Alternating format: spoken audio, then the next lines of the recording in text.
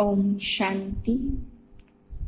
ज्ञान मुरली हम आत्माओं के लिए भोजन है। भोजन करने से पहले हम सभी मन की धुलाई करेंगे,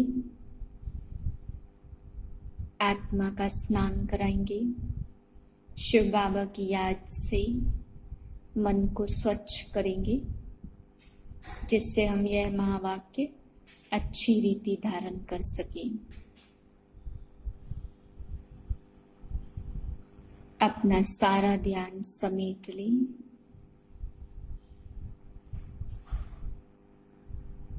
और अपने आत्म स्वरूप को देखें।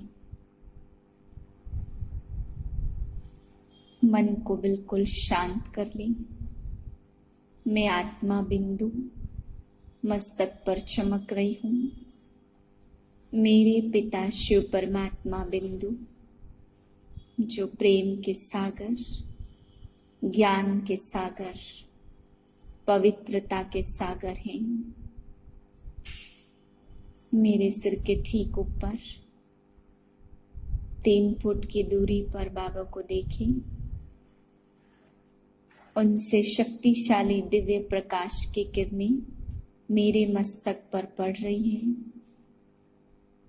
मुझ आत्मा की धुलाई हो रही है। मैं स्वच्छ बनती जा रही हूँ।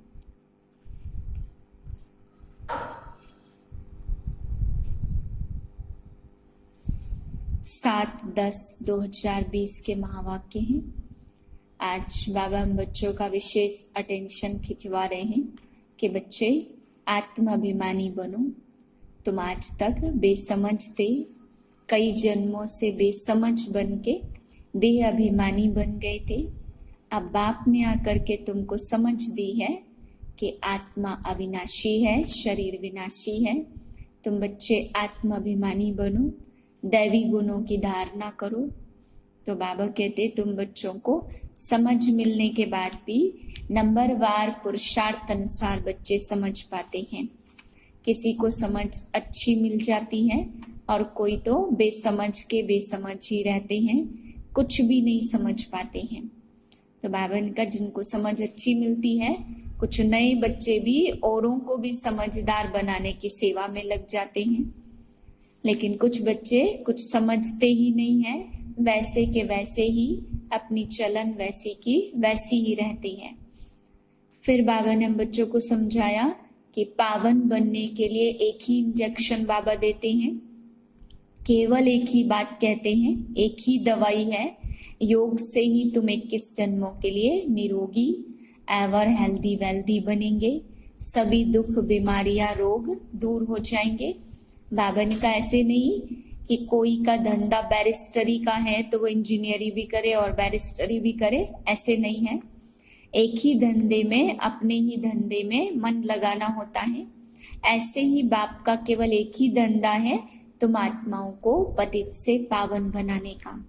बाबा ने कहा कई बच्चे बाप से तरह तरह के स्थूल कार्यों के प्रश्न करते हैं, तो बाप भी दिल लेने के लिए भले बच्चों से पूछ लेते या कह देते कुछ। बाकी बाप का एक ही काम है, पतितों को पावन बनाना। फिर बाबा ने हम बच्चों को समझाया है कि लक्ष्मी नारायण को इतना समझदार बनाया तो जरूर बनाने वाला सबसे समझदार तो होगा ना। फिर बाबा कहते कर्म भोग का अपना हिसाब किताब है, इसलिए तुम्हें किसी से भी आशीर्वाद या कृपा नहीं मांगनी है। तुम्हें योग से ही अपने विकर्म को विनाश करना है। फिर बाबा ने आज सेवा के लिए भी कहा कि शिव जयंती मनाते हैं, तो ये त्रिमूर्ति शिव जयंती है, तो शिव के साथ साथ ब्रह्मा विष्णु शंकर की भी जयंती है। तो तुम सभी से पूछो कि ब्रह्मा की जयंती क्यों नहीं मनाते? उसने ऐसा क्या किया? जब शिव की जयंती है तो ब्रह्मा तन में शिव बाबा आके ज्ञान दिए, तो ब्रह्मा की जयंती क्यों नहीं मनाते? उसने ऐसा क्या काम कर दिया? मीठे बच्चे आत्माभिमानी होकर बैठो, अंदर घोटते रहो मैं आत्मा हूँ। देही अभिमानी बनो, सच्चा चार्ट रखो तो समझदार बन जाएंगे, बहुत फायदा होगा। प्रश्न है, बेहद के नाटक को समझने वाले बच्चे किस एक लॉ नियम को अच्छी तरह से समझते हैं? उत्तर है, यह अविनाशी नाटक है। इसमें हर एक पाठधारी को पाठ बजाने अपने समय पर आना ही है। कोई कहे हम सदा शांति धाम में ही बैठ जाएं, तो यह तो लॉ नहीं है, उसे तो पाठधारी ही नहीं कहेंगे। यह बेहद की बातें बेहद का बाप ही तुम्हें सुनाते हैं। ओम शांति। अपने को आत्मा समझकर बैठो, देह अभिमान छोड़कर बैठो। बेहद का बाप बच्चों को समझा रहे हैं। समझाया उनको जाता है जो बेसमझ होते हैं। आत्मा समझती है कि बाप सच कहते हैं। हम आत्मा बेसमझ बन गई है। मैं आत्मा अविनाशी हूँ, शरीर तो विनाशी है। मैं आत्म अभिमान छोड़ देह अभिमान में फंस पड़ा हूँ, तो बेसमझ ठहरे ना। बाप कहते हैं सब बच्चे बेसमझ हो पड़े हैं देह अभिमान में आकर। फिर तुम बाप द्वारा देही अभिमानी बनते हो तो बिल्कुल समझदार बन जाते हो। कोई तो बन गए हैं और कोई पुरुषार्थ करते रहते हैं। आधा कल्प लगा है बेसमझ बनने में। इस अंतिम जन्म में फिर समझदार बनना है। आधा कल्प से बेसमझ होते होते 100% बेसमझ बन जाते। देह अभिमान में आकर ड्रामा प्लान अनुसार तुम गिरते आए हो। अभी तुमको समझ मिली है, फिर भी पुरुषार्थ बहुत करना है।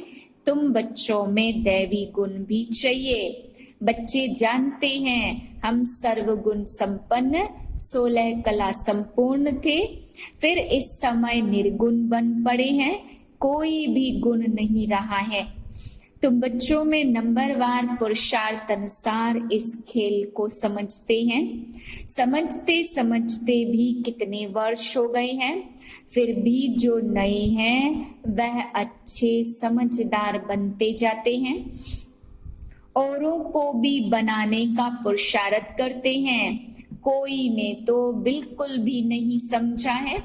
बेसमझ के बेसमझ ही हैं। बाप आए हैं समझदार बनाने, तो बच्चे समझते हैं माया के कारण हम बेसमझ बने हैं। बाप कहते हैं हर एक आदमी अपने धंधे में ही लग जाते हैं, तो बाप भी आकर कहते हैं कि मैं पतितों को पावन बनाता हूँ, क्योंकि पतित पने में ही दुख है।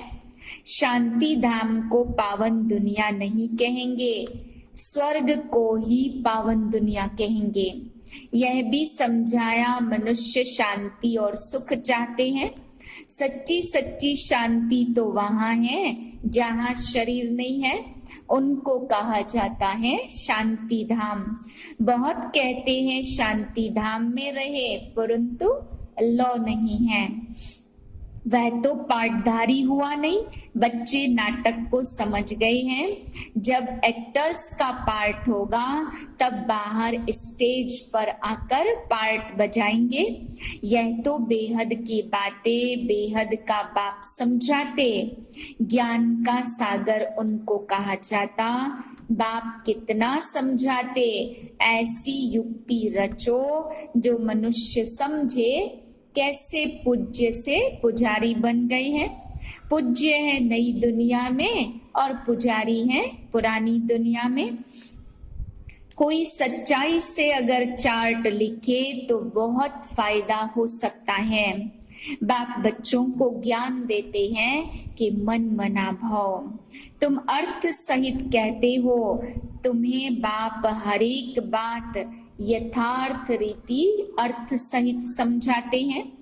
बाप से कई प्रकार के बच्चे प्रश्न पूछते हैं, तो बाप करके दिल लेने के लिए कुछ कह देते।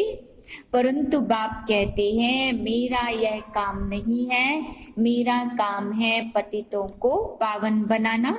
तुम जानते हो हम आत्मा शरीर सहित पावन थी। तुम जानते हो अभी यह दुनिया कांटों का जंगल बन गई है।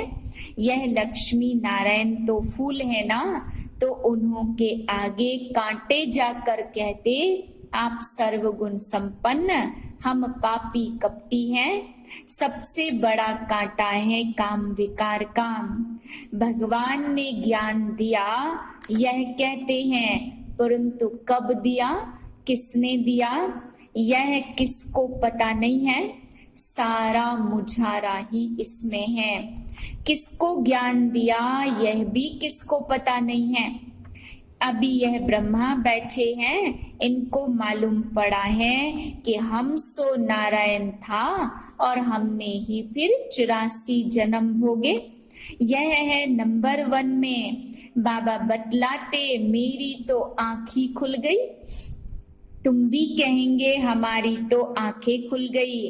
तीसरा नेत्र तो खुलता है ना। तुम कहेंगे हमको बाप का सृष्टि चक्र का पूरा ज्ञान मिल गया है।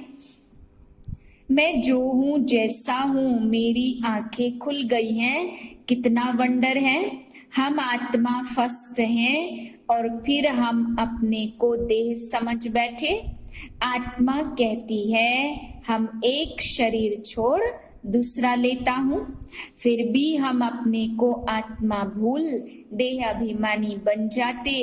इसलिए अब तुमको पहले पहले यह समझ देता हूँ कि अपने को आत्मा समझ कर बैठो। अंदर में यह घोटते रहो कि मैं आत्मा हूँ। आत्मा न समझने से बाप को भूल जाते हो। फील करते हो बरोबर हम घड़ी घड़ी देह अभिमान में आ जाते हैं। मेहनत करनी है, यहाँ बैठो तो भी आत्म अभिमानी होकर बैठो। बाप कहते हम तुम बच्चों को राजाई देने आए हैं। आधा कल्प तुमने हमको याद किया। कोई भी बात सामने आती है तो कहते हैं हाय राम, परंतु ईश्वर व राम कौन है किसको भी पता नहीं है। तुमको सिद्ध करना है ज्ञान का सागर, पतित पावन, सर्व का सदगति दाता, त्रिमूर्ति परमपिता परमात्मा शिव है। ब्रह्मा विष्णु शंकर तीनों का जन्म इकट्ठा है।